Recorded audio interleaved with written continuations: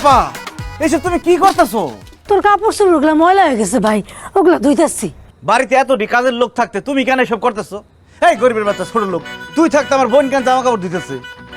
জামা কাপড় তো উনিই ধুবে, উনি ধুবে না তো কে ধুবে? তুই ধুবি? তুই খালি জামা কাপড় ধুবি না, পারলে আমাকে বাড়ির কেতা বালিশ যা আছে সব ধুবি, তোর আব্বার লগে গিয়া গরু ছাগল এগুলোও ধুবি, মানে গোসল করাবি। আমি জামা কাপড় ধুবো?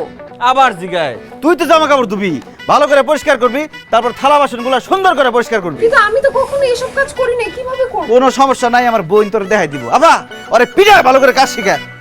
ঠিক আছে। এই বলেন কিভাবে কি করব?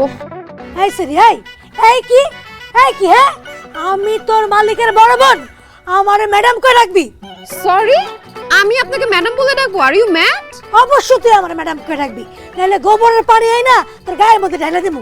না না না না, প্লিজ গোবরে পানি দিবেন না, শরীর নোংরা হয়ে যাবে। ম্যাডাম বলেন আমি কিভাবে এই